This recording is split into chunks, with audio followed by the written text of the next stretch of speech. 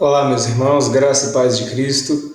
Vamos falar hoje um pouco sobre as festas solenes do Senhor. Muitos irmãos não conhecem as festas solenes do Senhor, as festas do Velho Testamento, e eram 7: Páscoa, Asmos, Primícias, Pentecoste, Trombetas, Dia da Expiação e Tabernáculos. 7 festas. E essas festas, elas apontam o que Cristo fez. Elas apontam para Cristo e apontam para a igreja. É importante nós conhecermos essas festas para podermos entender melhor alguns estudos escatológicos, estudos do fim dos tempos. Eu vou explicar o porquê. Primeiro, eu vou ler um texto que está em Colossenses, capítulo 2, versículos 16 e 17.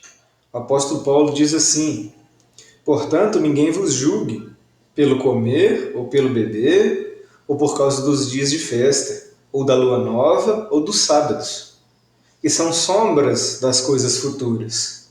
Mas o corpo é de Cristo.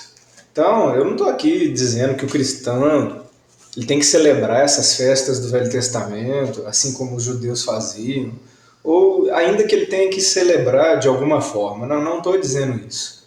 Algumas pessoas não entendem, né, o significado dessas festas, o motivo pelo qual Deus estabeleceu essas festas e querem celebrá-las novamente, agora nos tempos do Novo Testamento. Não é isso que a Bíblia está dizendo. O apóstolo Paulo mesmo diz: ninguém vos julgue por causa dos dias de festa.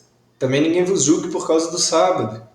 Nós não somos obrigados, segundo o Novo Testamento, segundo as Sagradas Escrituras, a fazer diferença, a guardar nenhum dia, nem sábado, nem festas.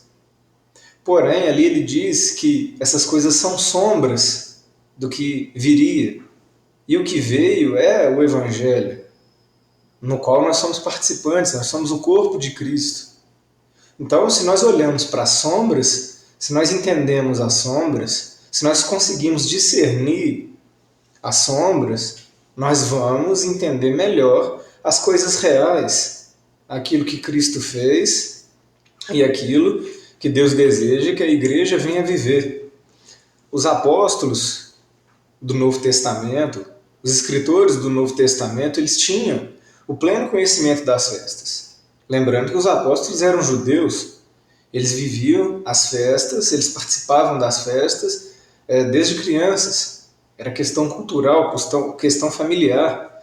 E eles entenderam que se cumpriu em Cristo, algumas das festas se cumpriram ali e outras se cumpririam no futuro, com a volta de Jesus, com a volta de Cristo. E entendendo essas coisas, se nós entendermos um pouquinho dessas coisas, nós vamos receber mais conhecimento a respeito do que os apóstolos pensavam, do que os apóstolos esperavam, que é a vontade de Deus, que é o plano de Deus para a sua igreja, o plano de Deus para o futuro. Veja o que o apóstolo Paulo escreveu em 1 Coríntios, no capítulo 5, versículo 7. Olha só: Alimpai-vos, pois, do fermento velho, para que sejais uma nova massa, assim como estáis sem fermento. Porque Cristo, nossa Páscoa, foi sacrificado por nós.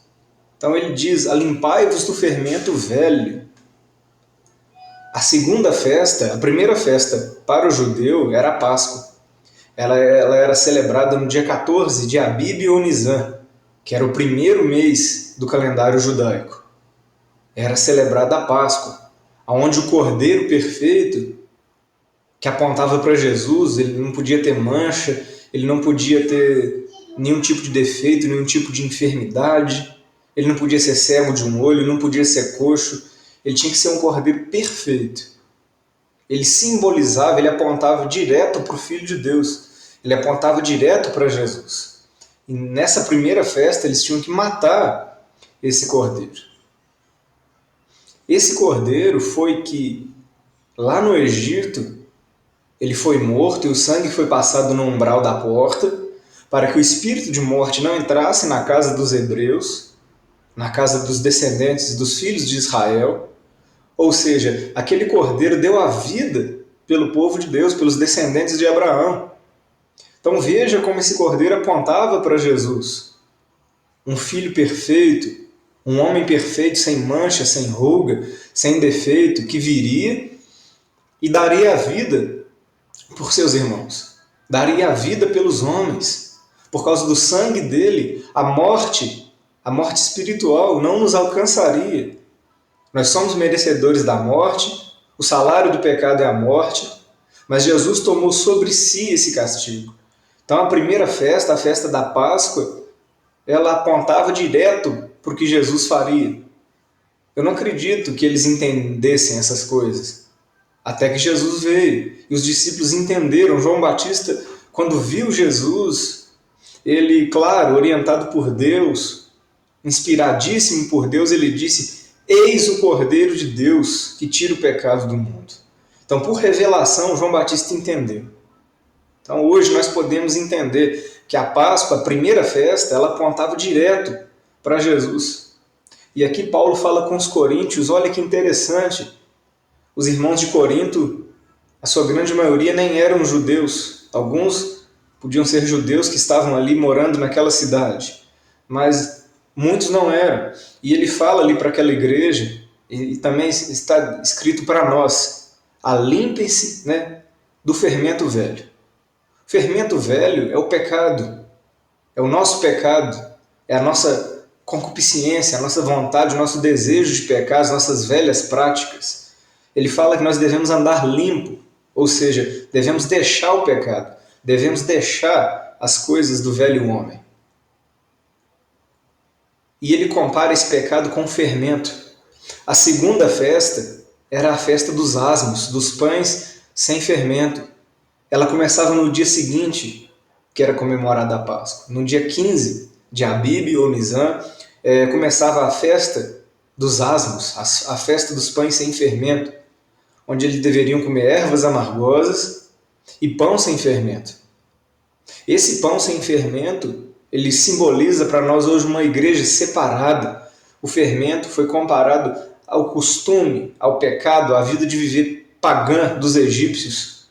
O Egito simboliza um mundo, e o pão sem fermento significa separar do mundo, uma vez que o Cordeiro Pascual foi morto por nós. Então Paulo fala com os coríntios: alimpem-se do fermento velho, saiam da velha vida, deixem para trás a velha vida pecaminosa, porque Cristo, a nossa Páscoa, foi sacrificado por nós. Então Paulo faz a ligação da primeira festa com a segunda festa. Ele faz uma ligação entre as duas festas na vida da igreja. Então veja como é interessante. Vai ter ligação de todas as festas. Quando Jesus morre na cruz, ele fala: está consumado. O Cordeiro Pascual verdadeiro estava ali sendo imolado. Estava ali derramando seu sangue por nós. E ele estava dando um start. Ele estava dando início ao cumprimento de todas as festas. E a segunda festa é o pão sem fermento.